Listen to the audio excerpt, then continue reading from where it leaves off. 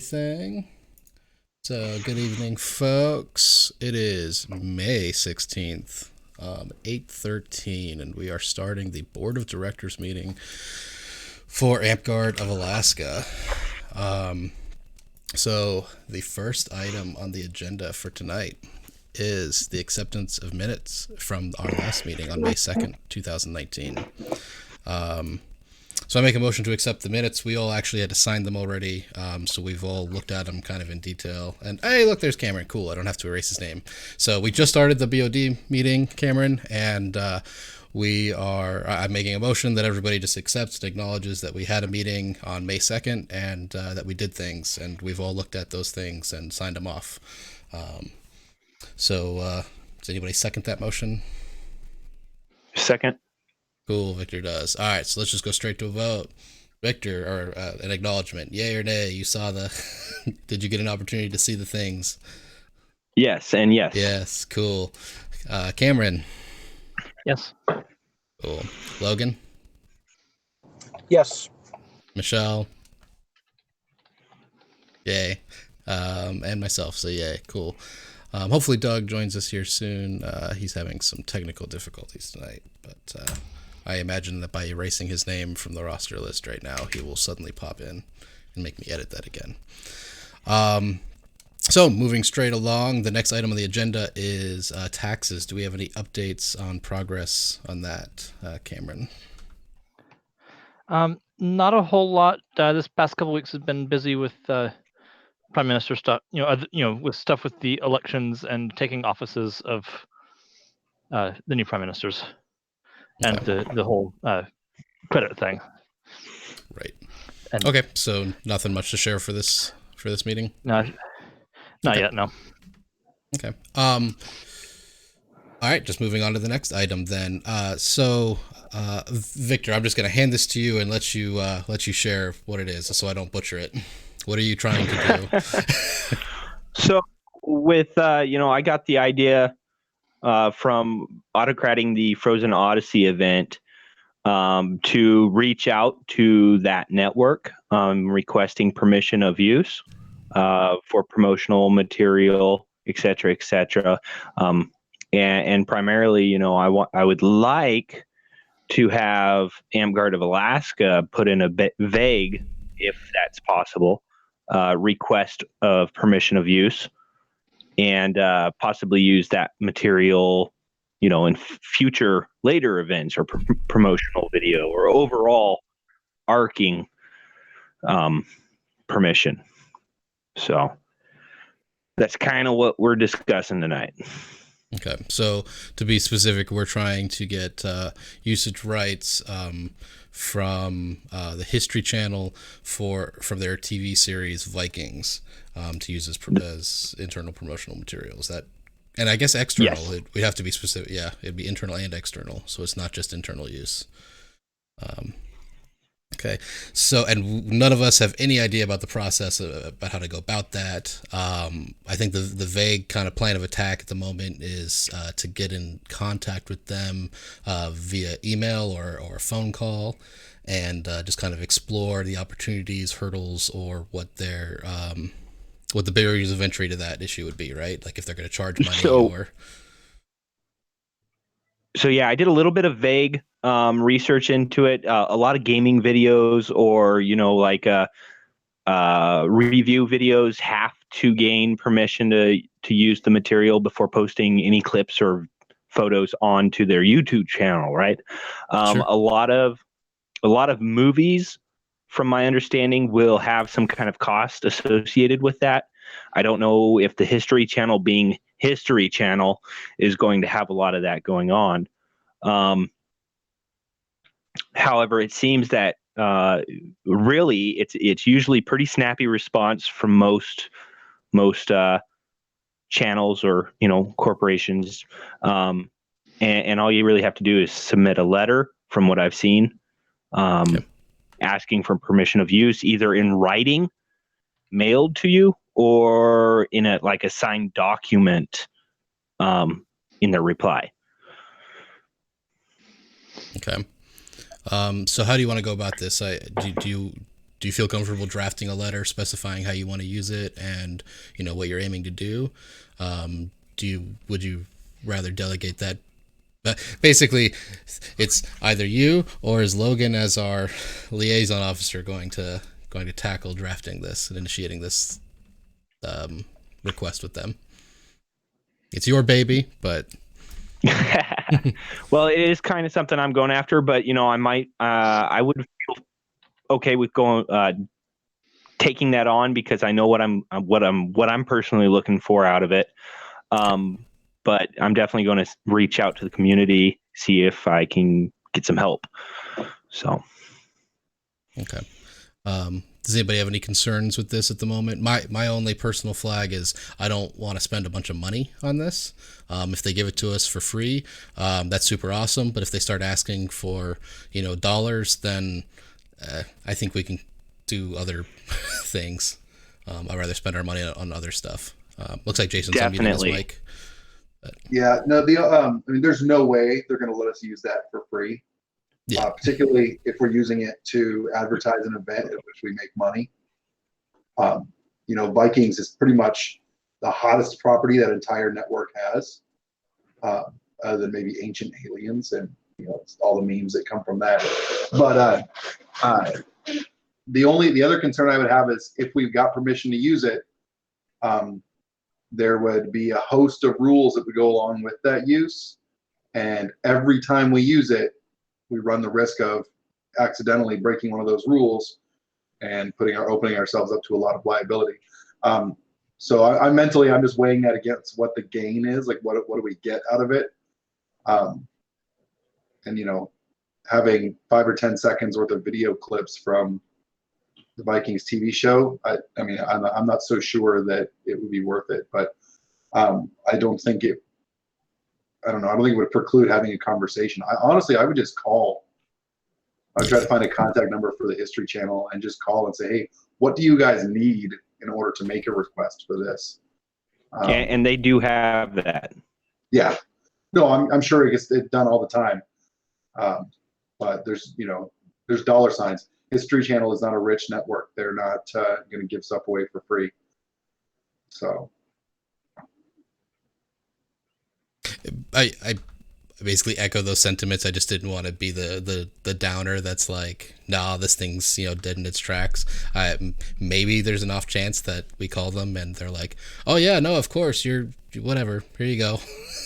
And then that'd be awesome. But I also am hesitant about all the legal implications, and like I said before, I really don't want to spend all of our money trying to get access to a few seconds or a minute of video.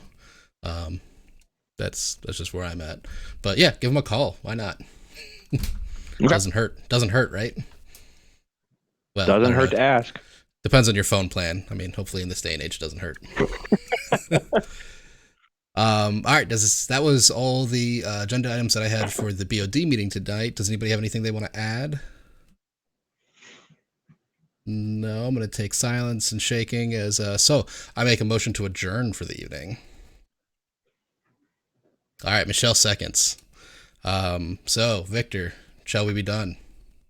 Correct. Yes, let's go. Yeah. Cameron. All right, I'll skip Cameron for now. Logan. Sorry, that's muted. Yes. Yes. Okay, Logan, you're unmuted and. Yes. Yes. Cool. Michelle. Yes. All right, and I'll say yes. So we are adjourned as of 8:22 p.m. All right.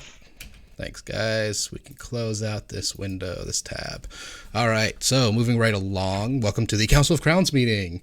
I don't think I have anything on the agenda that Cameron specifically has to be here for, so you're welcome to dip out at any point, but you're also welcome to stay for this portion if you'd like. Alrighty. First item on the agenda is the ambassador report. So Gorin, you said you had at least a small thing for us to... Yeah, we're wrapping up the logo contest. Right. And a bunch of kingdoms sort of jumped in at the last minute to throw prizes towards the winner. So I don't know if Northreach wants to add something to that. What's the range of prizes? What are they throwing? What kinds of things are they doing? be, I think, between 20 and $100. Fair. I make a motion to throw $75 at the pot. Not that we're making motions because we're not in a BoD meeting, but what are your guys' thoughts on that? I got a thumbs up.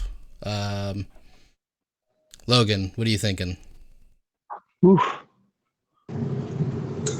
I actually missed what Gorin said because I cut out for a second there. So fair enough. So there's a contest going on right now to come up with a logo for Amtgard of Alaska, and the other kingdoms have been throwing in some prize stuff like money and other donations. And so I am tossing out the idea of throwing $75 from Northreach into that prize pot. Let's be clear, that's Amtgard International, not Amtgard of Alaska. Oh, right. Sorry. Yeah. Amtgard. It's all the. But yeah, no, that sounds fine to me. Like, I mean, no better price than cash. Right. Plus, we'd have to spend about that much shipping anything that we made to anybody, right? We spend half of that in shipping. What do you think, Victor? Should we throw $75 into the pot? Sounds good to me. Okay. So we'll figure out the exact logistics, like what pot of money we need to pull from, or if we're doing something else, or maybe you'll see it appear on a BoD meeting next time if we feel like being super sticklers for a process. But I think we can finesse a $75 donation from Northreach to promote getting a new logo. And Gorin, just out of curiosity, are we seeing some cool stuff come in? Oh yeah, can you say? Yeah. I've got a bunch of stuff. I haven't really looked at it all in detail yet because I'm just waiting for them all to roll in, and then I'll sit down and look at it with my selection committee. And I think, I don't know, if there's a clear front runner, then we'll just submit that to the COM. But if there's some I don't know if it's close, we might submit 2 or 3 and see if they want to pick one. So. Okay. Well, I think we've made a commitment to try to get $75 to that, and we'll figure out what our internal legal requirements are, or if we'll just be able to just transfer the money directly. I'm sure Cameron and I will hash it out here shortly. All right. Was there anything else that you wanted to share from the ambassador report? No. Okay. Cool. So, Sage, I'm going to give you the floor for this one. This is regarding miners in Icefire Bay. Thank you very much. So we have 2 miners tonight that I'd like to talk about. That one has been part of our shire for the last 2 years. Her name is Gawain Van Reed. Goes by Marshmallow in the Shire, and she is Gawain. Did you say Gawain? G-W-A? Gawain, yeah. G-O-W-A-I-N. And Marshmallow? Been with us. Yeah. I'm sorry, I will shut up. No, that's okay. I don't mean to go too fast. So she's been with us for the last 2 years, and she's actually going to be turning 14 in September. So she's been awesome, and she was doing the homeschool thing a lot, and it was a great way for her to help learn a bunch of new skills and get to work with a group. And she's been really wonderful help with our various quests and stuff. I feel very confident about her skills, and I think she'd be a great addition to the fighting field. The second one, I don't know if you guys have any questions about Gawain? Yeah, I'm sure you said, but how long has she been a part of the actual community? For the last 2 years. 2 years. So she has a good understanding of rules, knows the rule book, knows how to take a shot that she's going to be hit, etc., that kind of stuff. Oh yeah, and they've been doing sparring on the sidelines and stuff. And how old is she? Actually, she's 13 years old. Okay. And you her said parents know all that stuff? Like, are they there every week? Yeah. Are her parents members? No, I think just she is. Okay, and they just hang out there every week with her?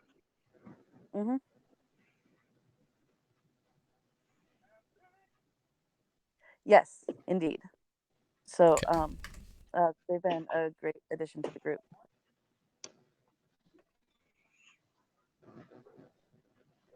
Okay. Yeah. Any other questions? No. Okay. Did you want to give us info on the second one, or did you want to? How do we want to do this? How do you feel comfortable? Do you want to just give us the info on the next one, or would you like us to basically vote and then move on to the next one? If you guys could vote on this one and then we could move to the next, that would work. Okay. out. They're not related in any way, the two. No. Oh, okay. So last call. Anybody have any questions regarding Marshmallow? Have we had any communication with our parents? What do you mean, as in you guys? I mean, I see them all the time. Yeah, like have they sent any messages to the king or anyone on the board, or do we have a statement from them or anything like that? I don't think so. Okay. Is that something that they were supposed to do? Well, it's been part of the precedent. We usually have some sort of communication officially from the parent saying, like, hey, we want them to do this. I was not aware of that, and we didn't have that last time. So I've never heard of that element. But so apologies if anybody feels like I missed out on something there. Who was the last time? We have a young lady in Lupine Moon. Oh, hey, Doug. Callie, yeah. Didn't you talk to her parents though? No. The difference in that scenario is that the relevant monarchs in Lupine Moon and such are on the board. So talking to the monarch there is board contact versus. That's a fair step. I could see that relation. I mean, as far as CoC and vote, I mean, it's the same deal in Icefire Bay. Her parents have talked to the local monarch, and the local monarchs bring it to this group. Right. So, I mean, wouldn't that become a process in order to get the guardian's signature anyway? Yeah, I mean, I'm certain that the parents would be involved to some extent because there's going to be a waiver and a. Yeah, they're not going to sign it if they don't want her to be in it. So, really, all we're approving at this point is the possibility of this person completing a waiver and then joining in the fighting aspect. Right. Oh, we already have a waiver for them. We have everybody sign a waiver, whether they're participating in combat or not.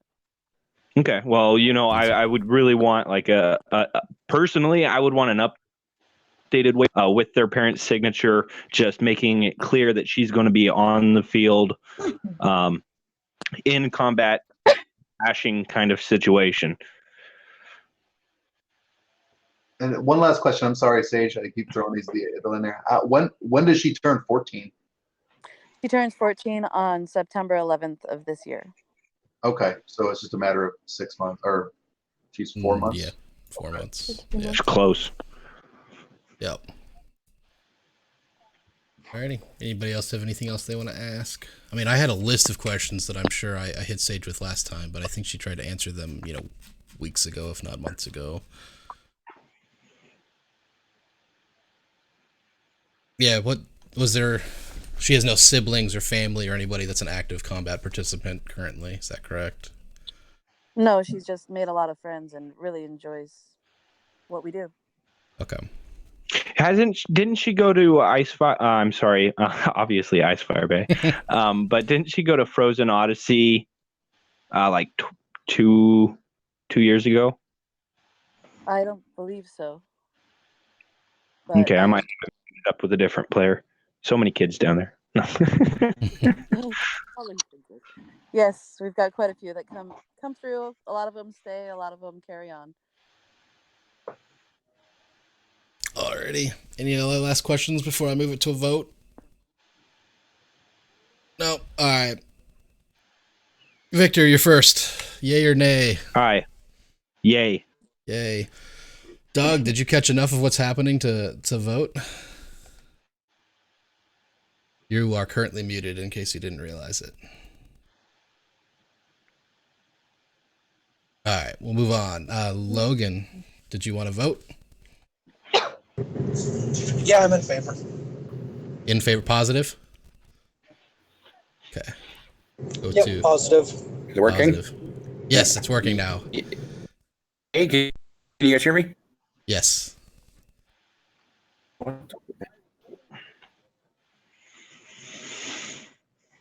We can hear you, but you might not be able to hear us. Okay. Michelle, what are your thoughts? Yay? Yes. Okay. All right, Sage, you get a vote too. I would say yes. Oh, come on. I was waiting for the tricky, nah, you're going to vote this one down. Huh. All right, Doug, last chance. Do you want to vote? Yay, nay? Are you able to follow? Are you here with us? Nope. Okay. All right. So it looks like this one passes. And that's a 4-month. And then she turns. Yeah, I'm counting out the months like a derp. Okay. So Marshmallow is allowed to hit people with foam sticks. Fantastic. They'll be very excited about that. Ooh. So, Frozen Odyssey. Right. Another Frozen Odyssey attendee. I'll try to get her on up there for that. They'll be all about it. So the next one is Ryan Holm, and he goes by Pixel in the group. He's been with us for about a year now. His birthday is August 28th, 2007. So he's 2 years younger. So he's currently 11. Yeah, but he'll be turning 12 this year. His guardian is his grandma, and I know that he's made over the last year a lot of good friends with the group. He seems to be a quieter kid, but has confidence with sparring on the sidelines and helping out, and he's helped out with some quests. And I think that this is a really good group to encourage him in and stuff. So I think that he is all about being able to take his shots and hold his own on the battlefield. And so does his grandma come out with him every weekend? Yes.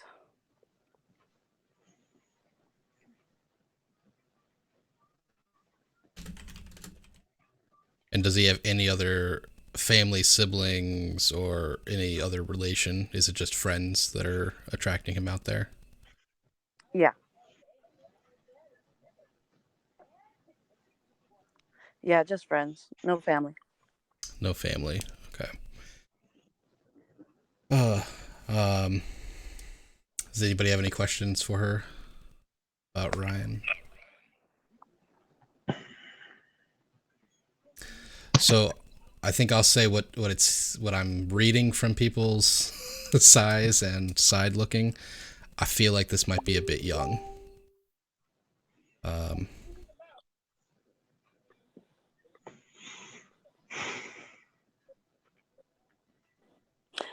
Don't we have members that were approved at 10 years old, though? No, not under my watch.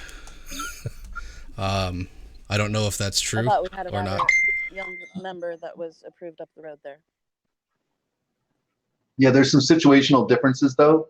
When we look at when you guys approve a member like this, you should be looking at the liability of the organization. What's the chance that if this kid gets hurt, we're going to get sued?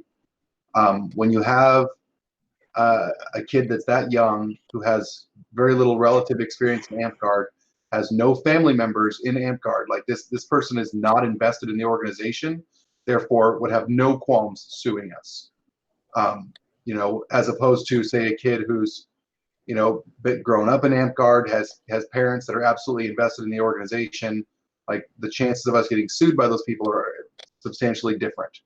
And that's what you guys really should be weighing, is if this kid falls and breaks his leg because somebody in plate mail trips and lands on him, what's going to happen to us?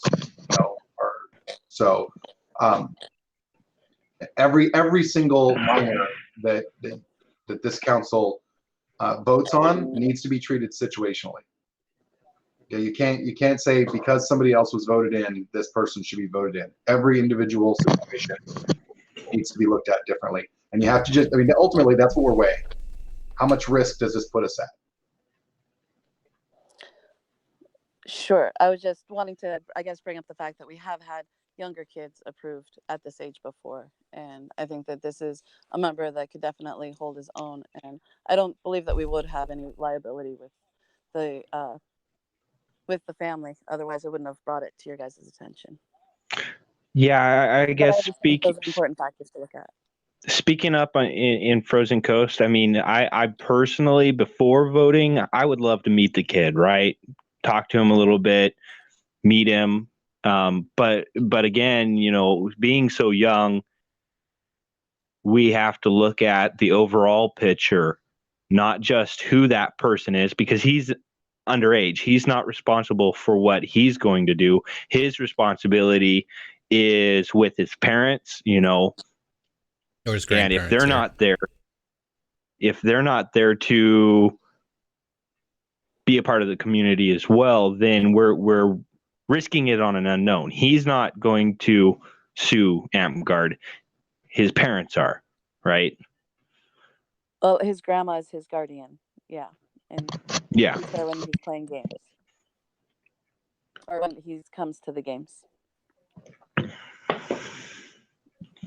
Okay. So his grandma's her blah, Yeah, words. his guardian. Yeah. So that's good to know. Yeah, I'm sitting at the part where I feel like that's too young for, you know, somebody who, yeah, basically, as Jason pointed out, you know, doesn't have deeper ties into the organization. Michelle, Logan, Doug, any of you have thoughts you want to share? Up to a year early, will probably generally be okay with out of hand because it's a year. More than that, and I start getting a little more antsy about it because they are young, and I would want to be a little bit older than that stage. Young, fragile, and we got people that hit hard. Bingo.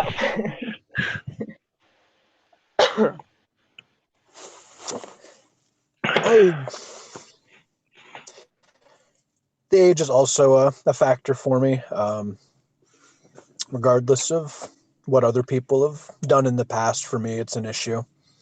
Like I would assume that Icefire Bay is probably a relatively safe park for younger members, just from what I know of it and the people I've met from there. But we're not clearing them for Icefire Bay; we're clearing them for Northreach, and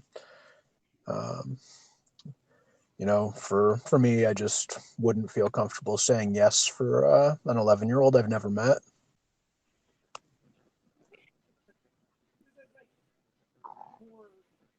All right. Does anybody have any other questions or comments they want to make before we move it to a vote? So, yeah, I got a question. What about and the last comment spurred me to this thought. What about opening it up just for Icefire Bay? Because as that point brought out, you know, they're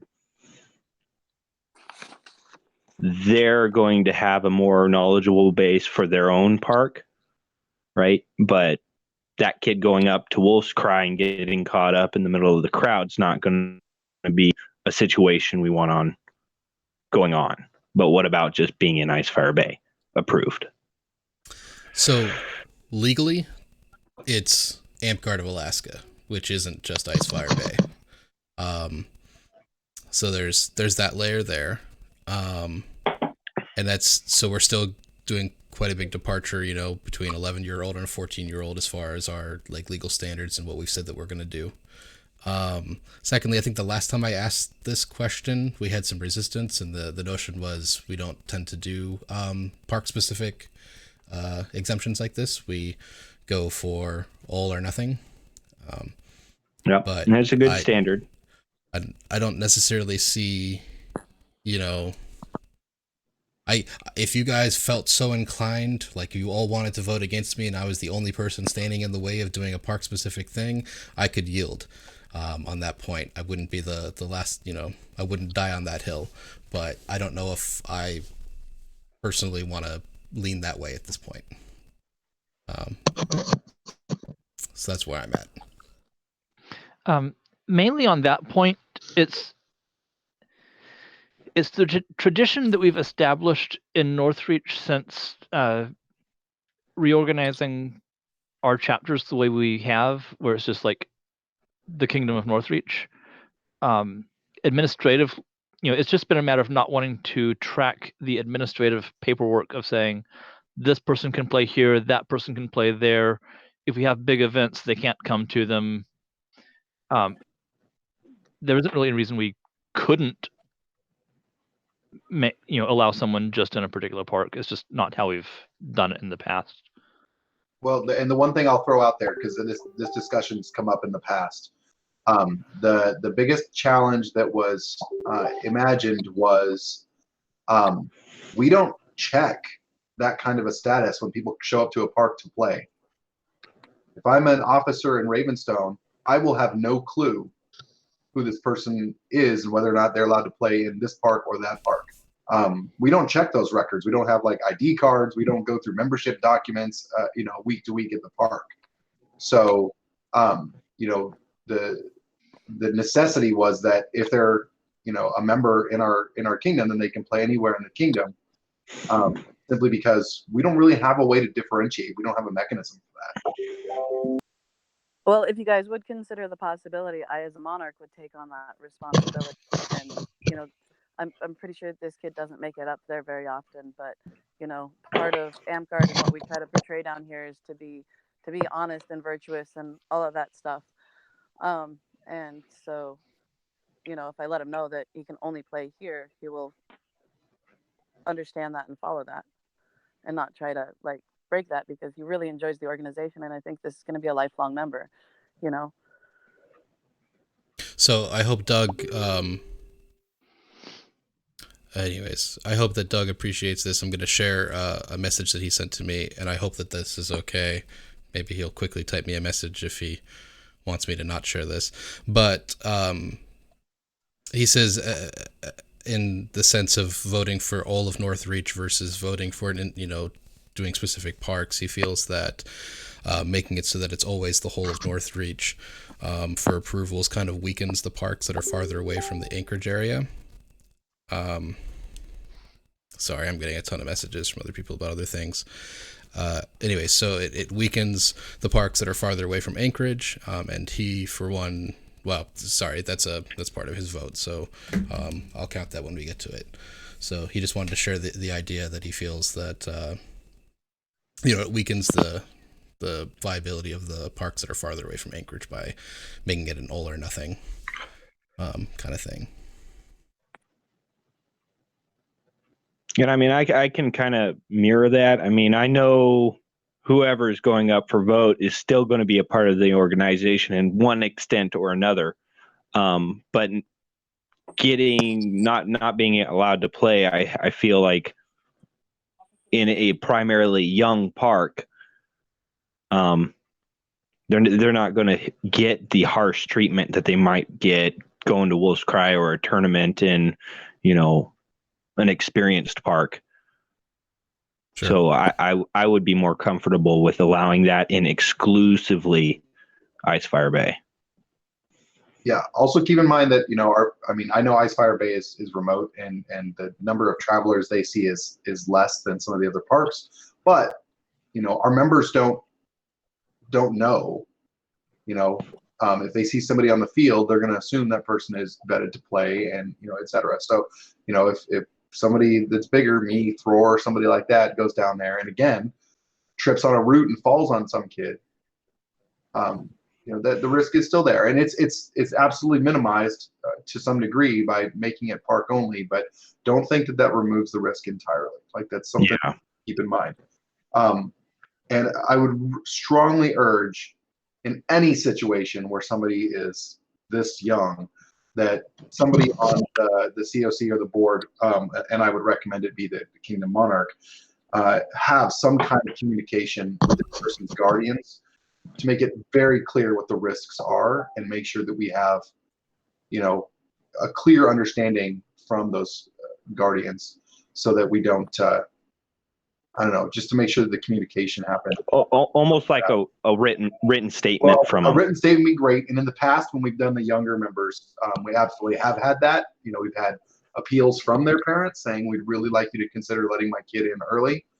What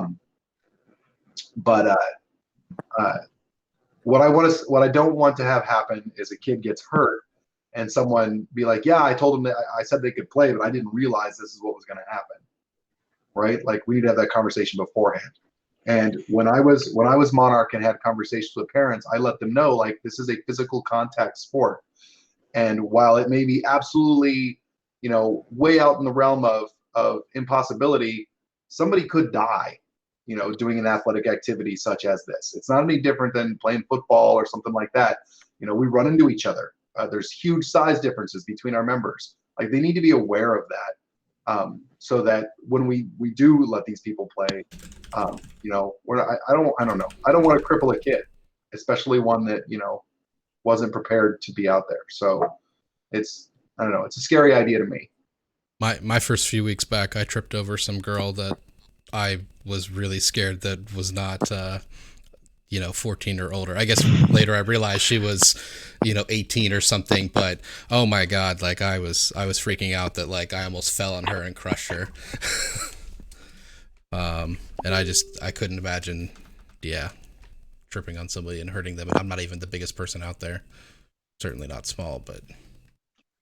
So I guess given that information, I think we should, and I'm sorry to say this, Sage, at this moment, push this to the next meeting, this player to the next meeting, allow for that communication with the Guardian to take place, and then readdress it. Give us some time to think on it, sleep over it, grab some pie and eat it. All right, sounds good. I really appreciate you guys taking some time and really considering this. Okay. Any other questions for her about this before I go on my long rant? No? Okay. So, I apologize to everybody in the meeting and everybody watching at home, but I have a long list of dates that I need to run through and remind you all about all the things that are happening. So, first off, we have two more. Just making sure I'm not muted. I don't want to go through all of this and be muted. Okay. First off, there are still two more Midreigns that are happening this weekend. Icefire Bay is having their Midreign on May 18th. Frozen Coast is having their Midreign on Sunday, the 19th. So those are this weekend coming up. Next up, we have Solstice Wars on May 24th through 26th. I think Doug's having trouble communicating, so I won't quite put him on the spot about it tonight. But Solstice War is going to be a fun time. That's up in Fairbanks at Astral Winds. They've got all sorts of things lined up, cool activities. And as far as I know, there should be some porta potties on site too. So important things are being lined up for Solstice War. Let me check this. Yes, he confirms that things I've said is true, including the porta potties. So yay, I'm not lying to you. All right. Right after that, well, let me check my calendar, make sure I'm not lying. So, 24th through 26th. Yes, literally, weekend after Solstice War. We have Three Barons Ren Fair starting June 1st and June 2nd. I'm sure that there will be setup leading up to that. There have been posts from Mara or Amanda Brooks. Feel free to find those posts. And if you've got some free time, raise your hand and volunteer to help her out because she's definitely looking for folks to help out. All right, so that is June 1st, June 2nd, and then the following weekend, the 8th and the 9th, is also Three Barons Ren Fair. And then moving right along, the next weekend, June 15th at Lupine Moon is the Newbie BBQ, where hopefully all those people that you've flagged down and flogged for the last 2 weekends at the Ren Fair come on out and get to, show off their stick skills that they've been practicing for the last 1 to 2 weeks. So we're going to invite all the newbies out and hopefully have a good time. So that's kind of a kingdom event, so it's kind of going to be a big deal, and hopefully some folks can make the drive and help us make that be a spectacular thing. And then it keeps going. June 21st through the 23rd in Kenai is Frozen Odyssey. So that's down in Kenai. Do you have anything you want to add real quick, Victor, about this as I'm going through it? Over 300 quests, open world possibilities. Get your butt down here and role play the heck out of it. Cool. So that is the mid to late June thing, Frozen Odyssey. All right. And if that wasn't enough, if you're in South Central area, Ravenstone is hosting a summer event that I totally spaced the name of because I wrote these notes before they had the name announced, but I'm going to hand it off to Logan if he wants to say anything about it. Rob settled on Haven Glow for it, and it's going to be real small and casual. It's not nearly the production that Frozen Odyssey is going to be, which I did last year. It was really cool, so I know it's going to be great this year. But yeah, it's just going to be small. We're just camping out and being nerds while we camp out, pretty much at the Matanuska River Campground, which is basically directly next door to our normal field. Camping out is the coolest thing for a LARPer. Right? Yeah. So if you're paying attention to your dates, that is the weekend of June 29th and 30th. Is that right? Sounds right. Sounds correct. I'm not good with dates. Cool. All right. And then we all get a breather and our one opportunity to finish our crown calls. Sorry. Go ahead. Scottish Highland Games is actually the same Saturday we're doing that. We talked it over, and we felt comfortable that we can do both. So we will be doing Highland Games. Somehow I missed that. It's literally right there in my notes. So June 29th and 30th is Ravenstone's new event, Haven Glow, and the Highland Games. And I have been in contact with them, and they're going to find us a 20 by 20 space, because I told them we were hoping to have the archery booth by that point. And so I was going to check in on that when we got here. Okay. I'll punt over to Cameron real quick. Did that get ordered? Is that getting ordered like today, tomorrow? I will see if I can order it, depending on how they take payments and whatnot, immediately after this meeting. Okay. So, in theory, I wanted to yes. check with you on those options that I had asked about. Okay. I sent you a message back, but I don't know. Yeah. Anyways, We'll coordinate that. We'll figure it out. Alrighty. Should I move on to the next items? Keep going? Yep, that's good. Well, actually, I was wanting to pop in here we've got the Highland Games down here July 5th. July 5th. Oh, man. Okay, so Highland Games in Homer, and this is July 5th. So I said we had a breather, and you take it away. Cool. Well, and we are going to be part of the 4th of July parade, which will be the day before. But then, so we'll be able to hand out lots of flyers and let lots of people know about this happening the next day. And last year they donated us the front space before you get to the gates into the Highland Games, which is that whole, it's like a 20 by 80 space. And so we had a booth where we had all of our books from different quests with lots of good pictures. We had lots of information up. We had swords for sale. We had a fighter's ring, and we had all sorts of different things you could choose from and different garb they could dress up in, and it was a whole lot of fun. This year, we're also inspiring people who are part of AmpGuard to bring a dish, because we get a great turnout of Shire members, and everybody comes hungry, and it's a long day. So this year, we're going to have a table to the side just for people who are already a part of AmpGuard to be able to feast on throughout the day. Cool. Awesome. So food in Homer on July 5th. I mean Highland Games. Why did I write Highlands? Anyways, Highland Games. Cool. All right, July 5th. And for those that don't make that travel, and I kind of say this personally, that is likely to be when I'm going to be doing Crown Quals.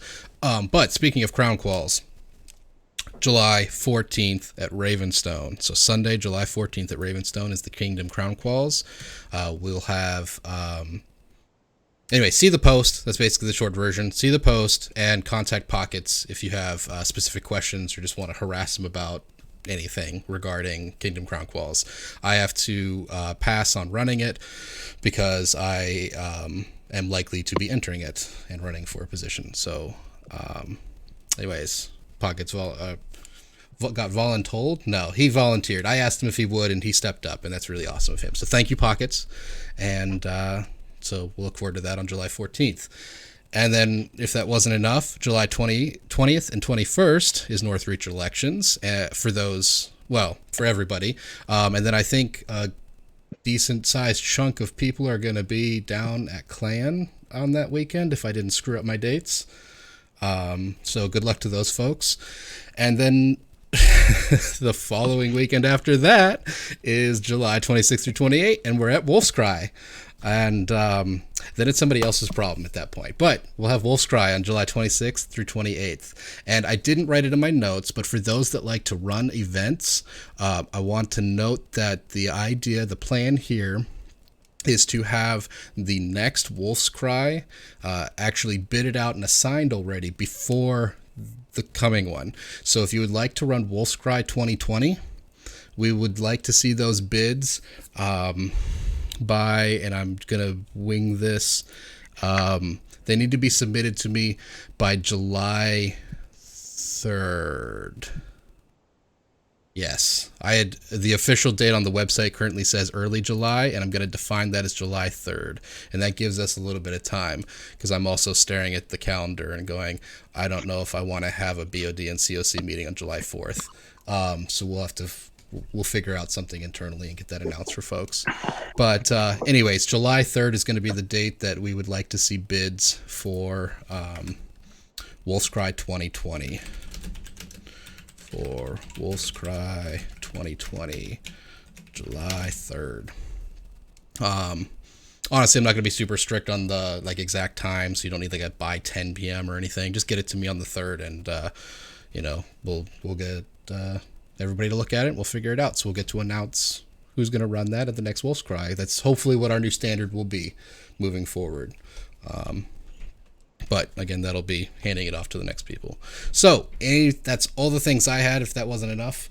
Does anybody have anything else they want to add to the meeting for tonight? No? Okay. With that, I'm going to adjourn the public portion of the meeting. So thank you everybody watching at home, and have a good evening.